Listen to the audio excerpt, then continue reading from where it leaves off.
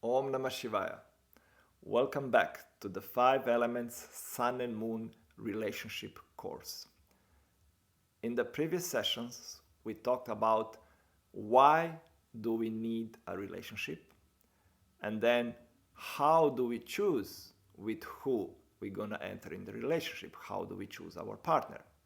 And in this session, we're going to talk about soulmates, because many people are searching, many people believe that there is a potential partner, that it is your perfect match, your soulmate.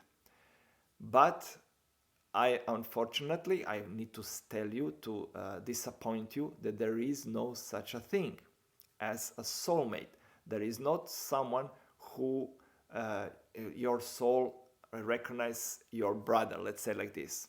Why? Because a soul, it's one.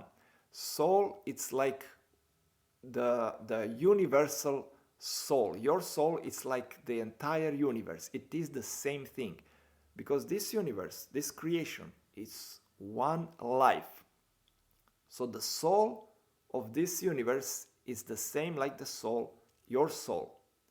It is like like one drop of water. One drop of water doesn't have a soul made another drop of water. No. But when they come to the ocean, they become the whole ocean. There's no drop of water anymore. There's ocean. Or when two drops of water comes together, they create one drop of water. So that means that everybody, that is a good news actually, it's that everybody can be your soulmate. But you will say, but no, soul are different.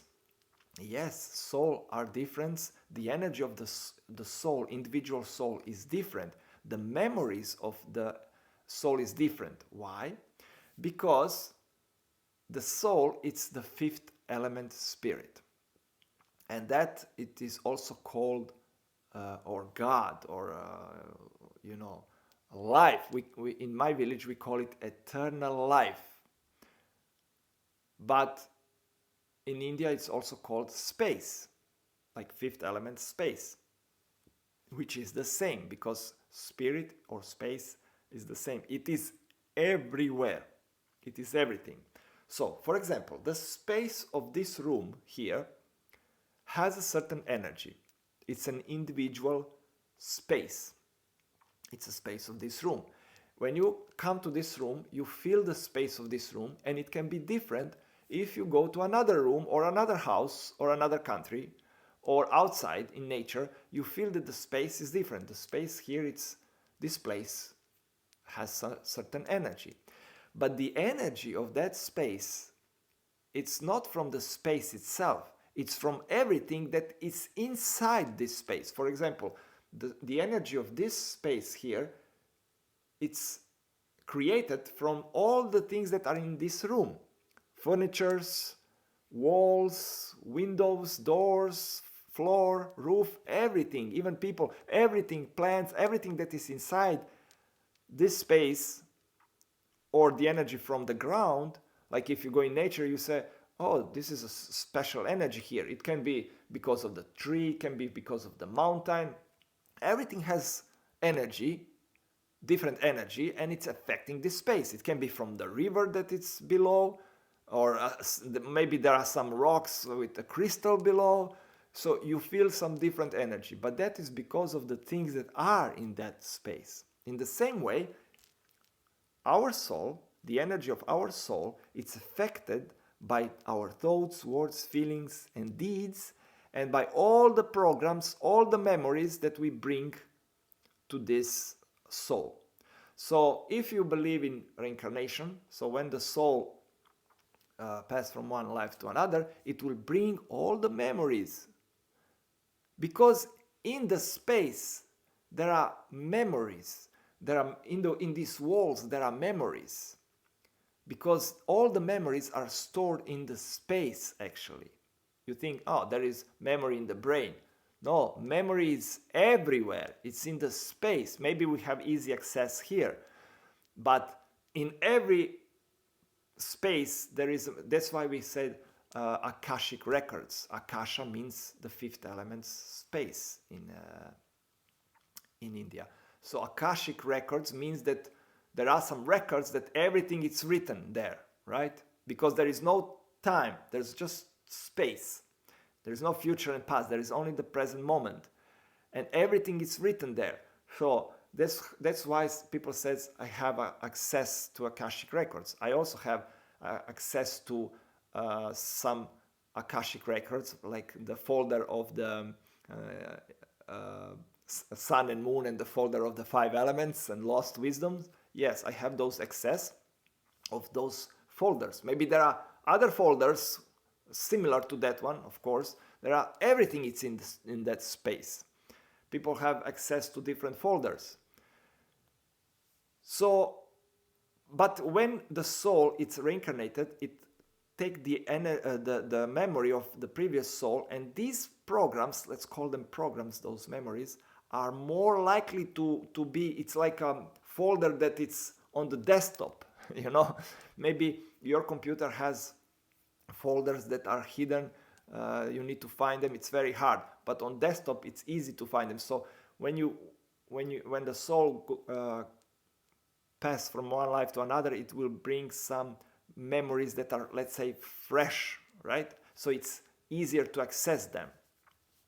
Now some people will not believe in this, but I will tell you one interesting story. It's true, it's a documentary I watch on TV. It has nothing to do with spirituality or alternative point of view. It's a scientific documentary. Was that one guy had a transplantation of heart, and he took a heart from a stranger, and after this surgery, he started to have cravings for I don't know, certain specific food. I don't remember if it was chicken or hamburger or something. And he said, why suddenly he has this craving? He likes so much this food now. Why? And then he found out that this person from who died, from who he had a heart, that this person, that was his favorite food. So the memory was stored in that heart, right? So memory is stored everywhere. It's just a matter of where we can have the access to some things. And because of that, we can say that soul is individual, is different from my soul, is different from yours, only because of everything that my thoughts, words, feelings, and actions and deeds, and all the programs from now and from the past, all the memories. That's why it's different. Otherwise, if we delete all those programs, the soul is one. It's one life, one eternal life. And everybody has the same eternal pure life. So that means that everybody is your soulmate. What we are searching, when we're searching a soulmate, we are actually searching, when somebody said, I found my soulmate, what they want to say is that they found someone that they match, that they like very much and they match. And this is probably, I would say, more likely to happen with people, we talked about this in the last session, with people who have magnetism, opposite programs that, you know, create chemistry that we attach together, but also people that have a lot of things that remind us of the past pleasant experience with other people. So probably both programs here are activated, the program of likes and the program of opposites, the magnetism program. So if both programs are matching, then we feel that this person is much matched to us. And this is exactly what let's say astrologer are searching when people, when they were arranged marriages, we talk about that before, when they bring kids or their own charts to astrologer, and the astrologer exactly was looking that what kind of match would be. Now Actually, I'm not sure what exactly they were searching in the astrology, because I'm not the astrologer, but definitely they were searching for programs to be matched, not for a soulmate. Yeah? So this is why it is important to understand that everybody is a potential soulmate, and those programs that are matching, they can be found. You can find people with a lot of programs that are matching to yours, but there's no need to search for that, because we can reprogram ourselves, and that will be uh, easier than to find someone who has all the programs that are matching. So my point is, do not search for a soulmate, but create a soulmate. Yes, and now some people will say, okay, if everybody is a potential soulmate, and if all this, it's programs, these likes and dislikes, this magnetism, then now how I'm gonna choose with who I'm gonna spend? Is it really the same whoever I choose? Uh, yeah, it's important that you choose not according to, like, uh, you throw cards or something like that, but that you feel something, right? If you can. Otherwise, if it happens, then you do your best to make it happen, to be a soulmate. But if you have this freedom of choose, you will choose according to likes and according to the magnetism. There is no need to not to choose, not to follow those programs, because those programs are designed to give you someone that will inspire you or trigger you or force you to change yourself, to work on yourself. All right, but there are many people around, so how I'm gonna choose the best one? Well, for that case and for any other case in life, I always suggest and inspire people to use intuition, not logic, because logic is very limited, knowledge is limited. Astrology also is limited. It will give you uh, the chart of astrology chart. It will give you a situation, a programs with which you were born.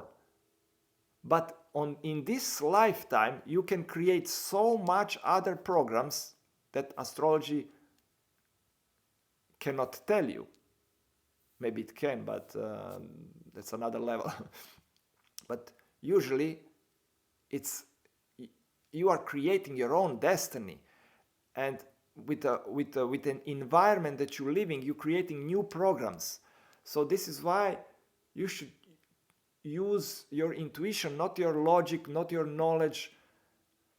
But the problem is that how to understand that this is intuition and not a program, right? Because remember, I told you about this guy that I didn't like, and then I thought maybe it's intuition, but then I realized no, it's not intuition, it's a program. How do you distinguish intuition from program? This is the biggest challenge for a spiritual practitioner, for someone who wants to follow his intuition or her intuition. It's the biggest challenge to distinguish programs from intuition, because intuition, it's not a feeling. It's not, oh, I feel this and this is intuition. No. Intuition can be a feeling, but also program can be a feeling. Intuition can be a thought. Intuition is an information from the Akashic records. But it can be manifested as a thought, as a word, as a feeling, as a deed. And it can be even external, like a sign.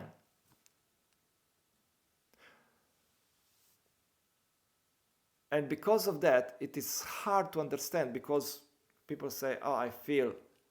It's hard to understand what is program, because a program can also be a thought, word, feeling, deed, and the external thing can be coincidence. Yes, they can be coincidence. Some people will say, I see, I don't believe in coincidence. If you don't believe, then there are not coincidence. If you believe in coincidence, there will be coincidence. But this is another topic. Important thing here to say is that intuition can be worked, so you can work on your intuition. How you work on intuition? Intuition, it's a connection with the Akashic records. We can use this terminology because we already use it. So to have access to this folder in Akashic records, you need a connection. And this connection you can practice with awareness, with intention, and with doing all kind of things that are good for the fifth element spirit, because we are talking here about the fifth element spirit.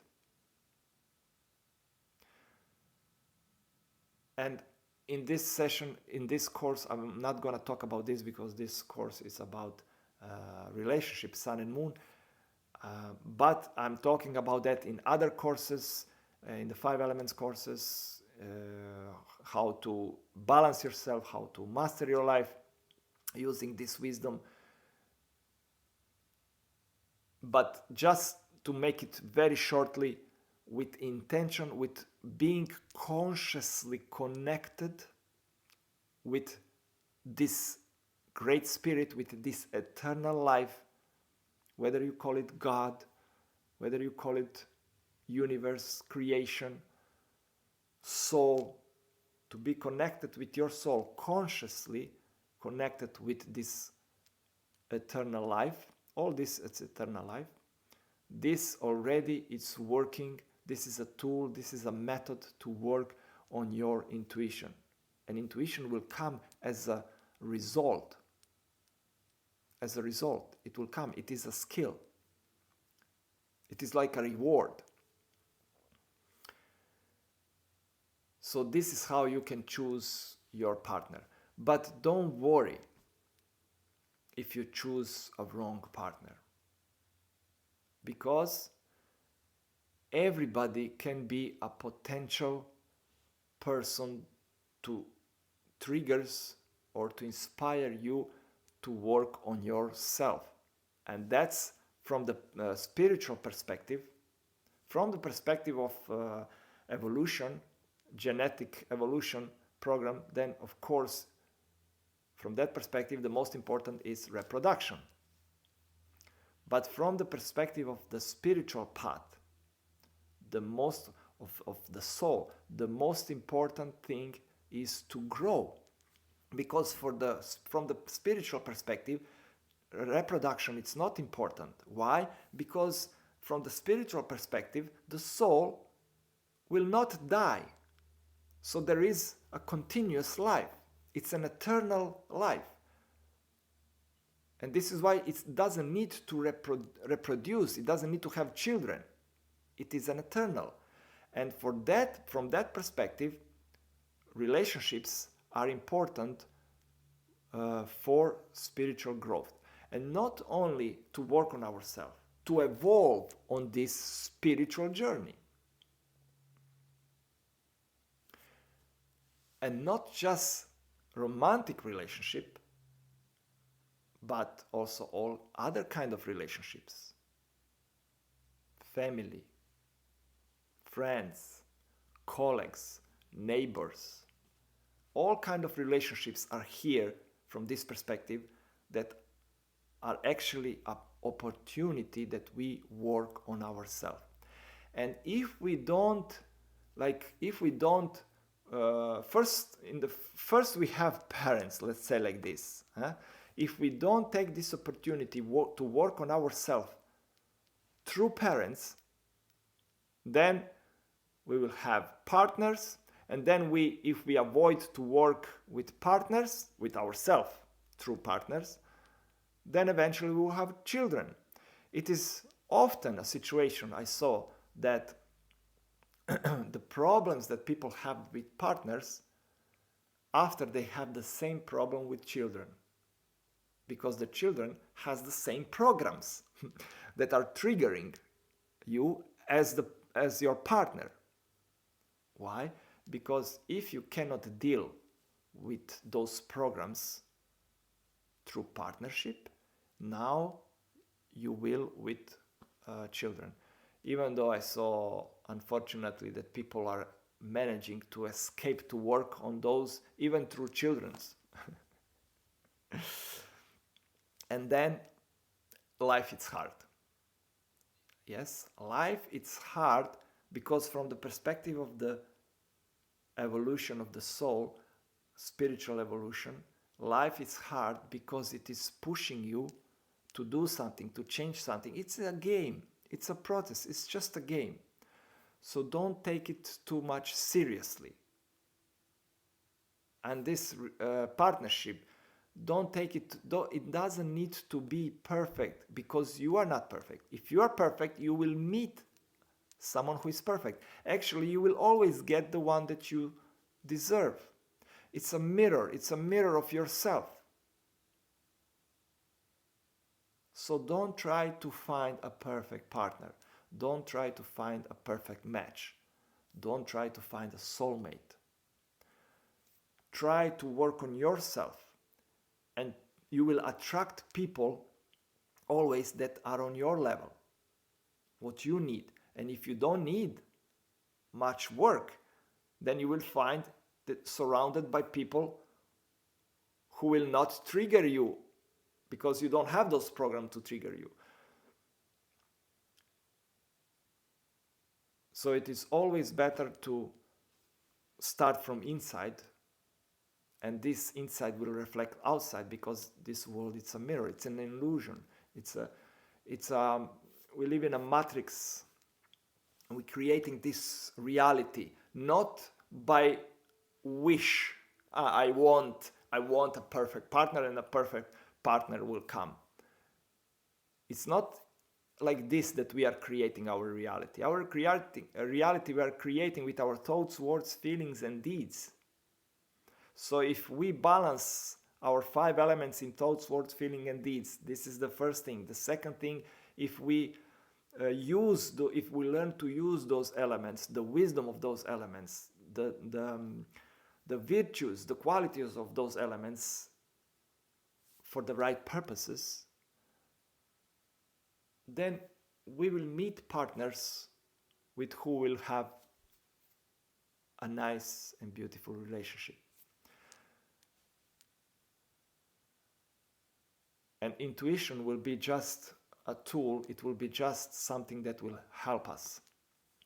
But don't be considerate, don't be worried about that. Don't be afraid about that, to make a mistake, because by changing your programs, by changing yourself, other people can change as well.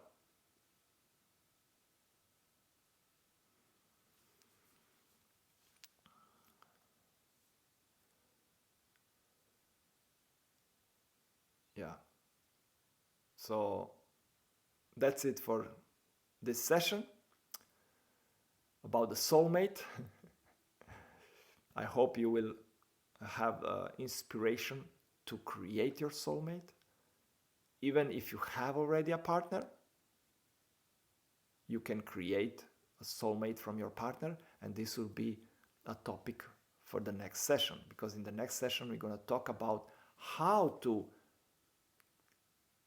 once you enter in relationship, because until now we were talking how to choose a partner, but now that you enter in the relationship, how to create from the start, how to create a beautiful and easy relationship. And for those who already are in the relationship for a longer time, we also will talk about that. Om Namah Shivaya.